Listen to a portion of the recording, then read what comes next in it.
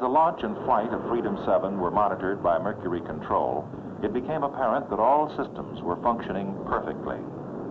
At 5 minutes and 14 seconds after launch, at a peak altitude of 116 statute miles, the retro rockets fired, and astronaut Shepard in Mercury spacecraft Freedom 7 began his long plunge back to Earth.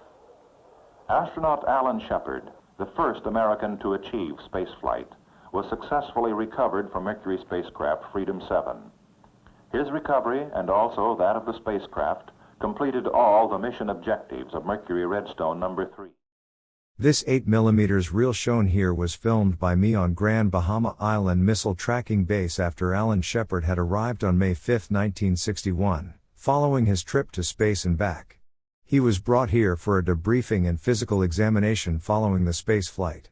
This film's value is in its depiction of when and where the incident is taking place, rather than in its unprofessional, limited, outdated and aged quality. I was not allowed to film Alan Shepard when he arrived on the base. Astronauts Gus Grissom and Deke Slayton are seen talking with the press in front of the debriefing and examination building where Alan Shepard was examined and debriefed by NASA staff. I've let a very unprofessional sweep of my camera depict what the base looked like for those who might be interested in that.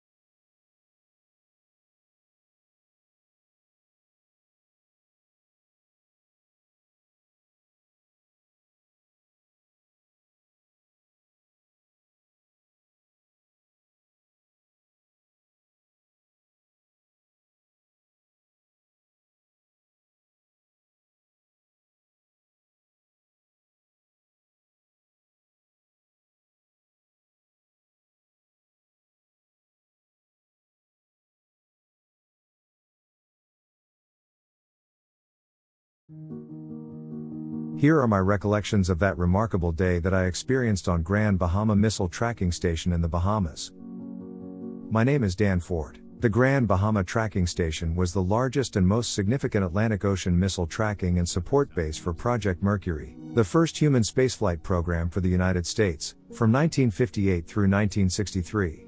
As an early highlight of the space race, Project Mercury's goal was to put a man into space in Earth's orbit and then return him safely, and ideally before the Soviet Union was able to. Because our base was the closest to the launching pads of Cape Canaveral and the planned final retrieval point for Alan Shepard, we had to put in a lot of effort to get ready for the day when Canaveral would launch our first astronaut into space.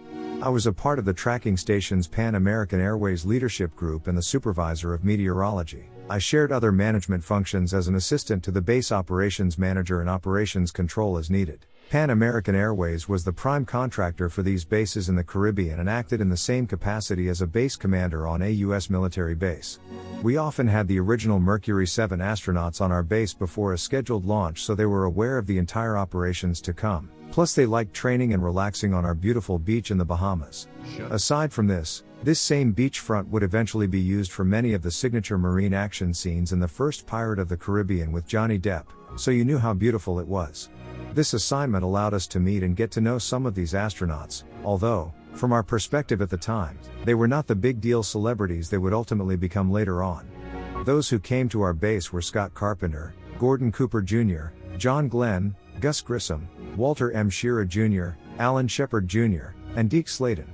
I don't remember which men I met or did not meet during this period except for Gus Grissom, Alan Shepard, and Deke Slayton. I remember seeing Gordon Cooper there as he jogged a lot on the base at the beach, but I never met him. I am also sure that I never met John Glenn, as I am not likely to forget him as he orbited the Earth and became a senator later on. The most memorable occasion for me was May 5, 1961, when Alan Shepard became our first man that made it to space. It was a big day for us, not only because we were busy with our tasks, which we were, but because Alan Shepard was to be delivered to our base after he returned from space to be physically examined and debriefed. Every major news network, plus other independent ones, was on the tracking station and kept interfering with our work, questioning everyone about what we did and how we felt about the upcoming day's events.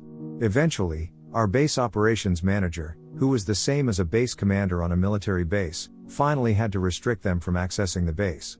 He became a hero to us for that decision because we all wanted to throw them off the base. On the day of the launch, we were free from the press distraction to a degree, but there were always those major press corps, such as celebrity newscasters, who were able to get access to us anyway. Alan Shepard was sent into space that day and returned to Earth by having his space capsule splash down by parachute near our island into the ocean. Every television station carried the launch that day, but we have a mission control room that monitored every facet of the launch, including Alan Shepard's heartbeat, and every slight change in the wind and weather was taken into consideration at Cape Canaveral and the ditch site in the ocean waters. I don't remember breathing until Shepard's capsule and parachute dropped into the water. A helicopter picked up Shepard and delivered him to a ship and then to our base on Grand Bahama Island. We watched and listened to every step of the procedure. It was beyond exciting.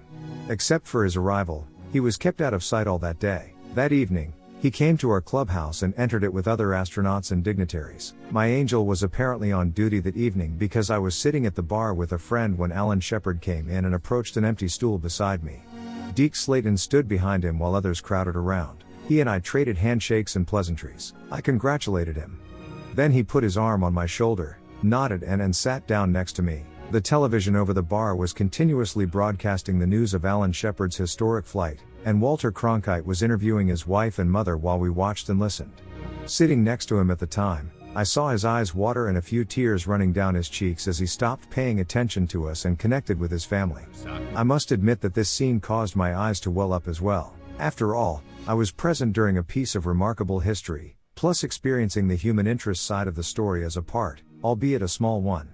Then, it occurred to me that I needed to get an autograph. So I took my club card out of my wallet and asked Alan if he would please sign it, and he did and placed the date on it. I then asked Deke Slayton if he would sign my card as well, and he did. I had that card laminated and have it to this day. It is one of my most valued possessions. After the first minutes when the astronauts entered our club rendezvous, everyone relaxed, and a grand informality took place, with all the base staff and the astronauts and Project Mercury leadership and staff from Cape Canaveral moved around the club, shaking hands, patting backs, raising drinks and just plain enjoying the comradeship we all felt.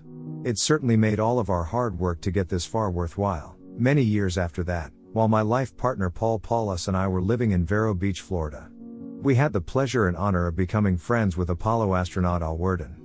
He was the command module pilot of Apollo 15 and was the first man to circle the moon for 3 days and the first astronaut to conduct a spacewalk in deep space on the far side of the moon.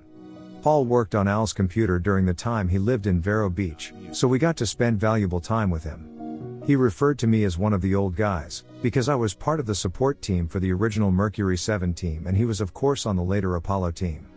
But even so, I was younger than him and I always liked to remind him of that fact. I often think about how fortunate Paul and I were to have been in the presence of such great men. So much time has passed since that date. Sadly, many young people today are unaware of or even care who these men were who broke the barrier between Earth and space and then went on to the moon. However, they were giants to us and will continue to be that to me for the rest of my life. I have had many remarkable things take place in my life, but May 5, 1961 had to have been one of the most remarkable of them all. Respectfully, Daniel J. Ford.